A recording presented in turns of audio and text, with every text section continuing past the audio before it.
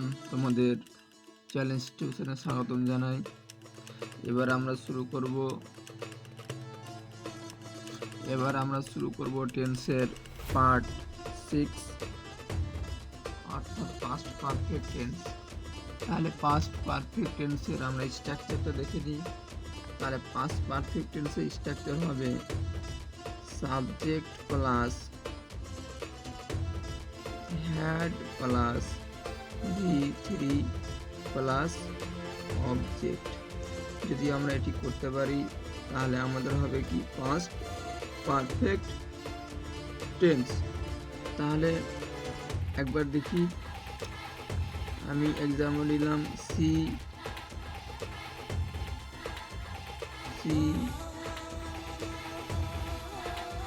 Had cooked food. She had cooked food অর্থাৎ সে খাবার রান্না করেছিল। যদি আমি বলি আই হ্যাড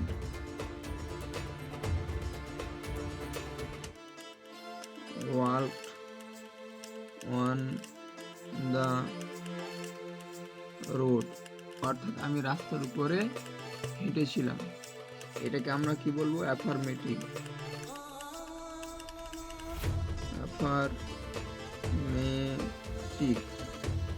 যদি আমরা নেগেটিভ করি এটাকে, তাহলে কি হবে?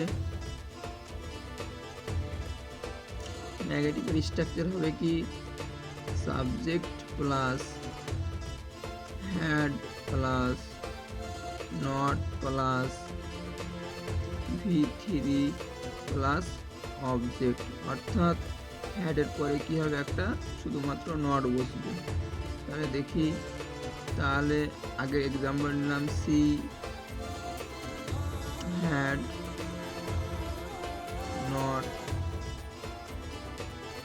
কুকড ফুড, অর্থাৎ সে খাবার রান্না করেছিল না। I had not walked on the road, অর্থাৎ আমি রাস্তার উপরে হেঁটেছিলাম না। এটা হলো অ্যাফার্মেটিভ। তারপর এটা হলো নেগেটিভ।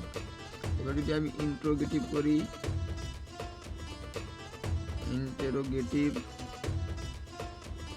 তাহলে কি হবে? Had plus subject plus V3 plus object. এটি যদি আমরা করতে পারি তাহলে আমাদের অ্যাফার্মেটিভ হয় প্লাস জিজ্ঞেস চিহ্ন। তাহলে দেখি, তাহলে হ্যাড সি কুকড ফুড, জিজ্ঞেস চিহ্ন, সে কি খাবার রান্না করেছিল? Had I walked on the road, আমি কি রাস্তার উপরে হেঁটেছিলাম? এটা হলো আমাদের ইন্টারোগেটিভ। যদি আমরা ইন্টারোগেটিভ নেগেটিভ করি তাহলে কি হবে?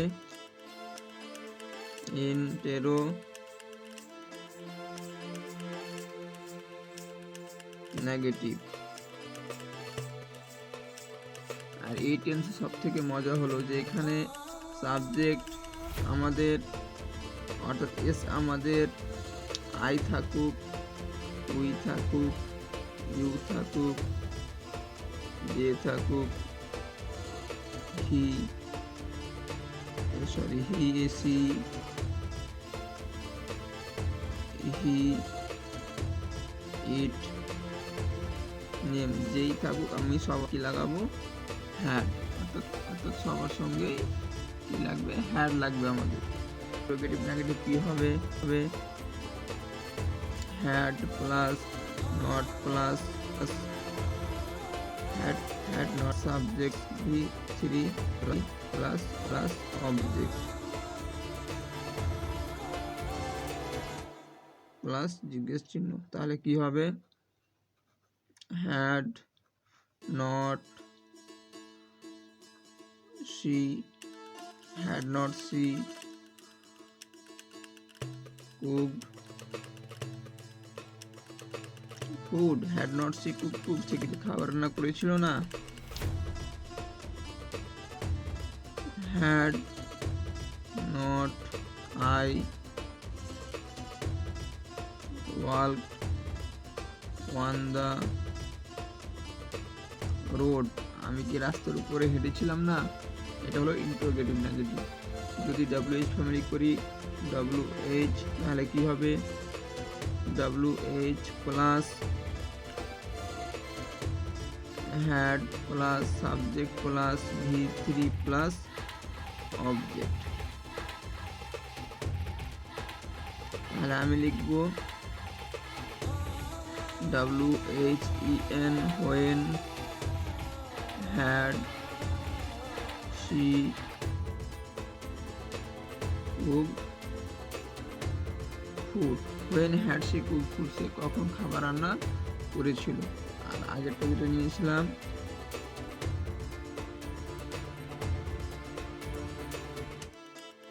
হয় had I walked on the road, আমি রাস্তায় কেন হেঁটেছিলাম। তাহলে এটা হলো আমাদের প্রথমটা হলো আমাদের অ্যাফার্মেটিভ,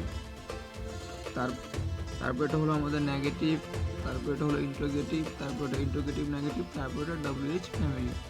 এখানে মনে রাখতে হবে সাবজেক্ট আমাদের I, we, he, they, she, it, name যাই হবে সবার সময় কিন্তু হ্যাড লাগবে। আর এর স্ট্রাকচার খুবই সহজ, subject plus had plus V3 plus object. আর যদি নেগেটিভ করবো তাহলে এরপরে আমরা একটা শুধুমাত্র নট লাগাবো। আর যদি ইন্টারোগেটিভ করি তাহলে কি করব, এই হ্যাডকে সামনে নিয়ে আসবো, আইকে ভিতরে ঢুকাবো ও ভার্ব V3 ও অবজেক্ট। এখানে হ্যাডের পরে শুধুমাত্র একটা নট লাগবে।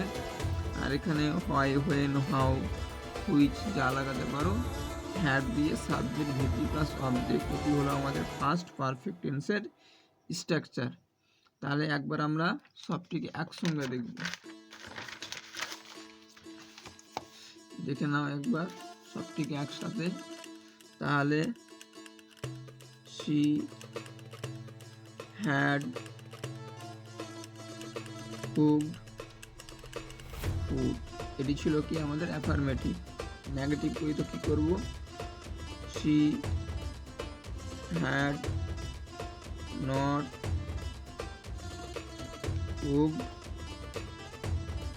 food, সে রান্না করেছিল না। had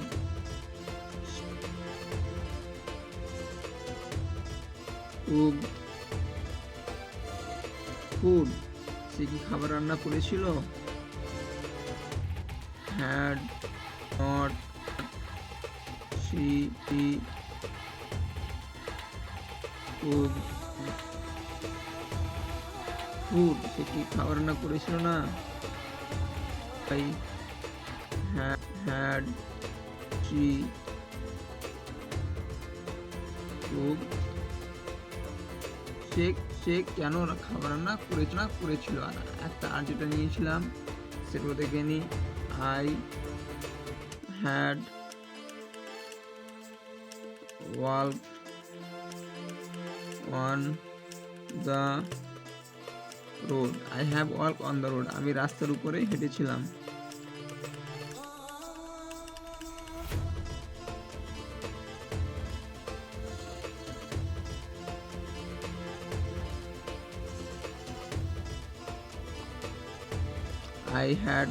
I had not walked on the road, অর্থাৎ রাস্তার উপর আমি হেঁটেছিলাম না।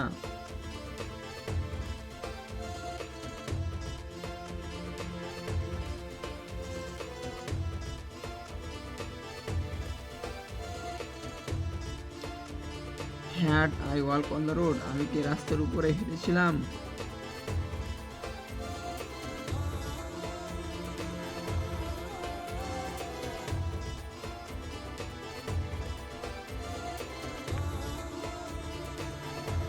had not I walked on the road, আমি কি রাস্তার উপরে হেঁটেছিলাম না।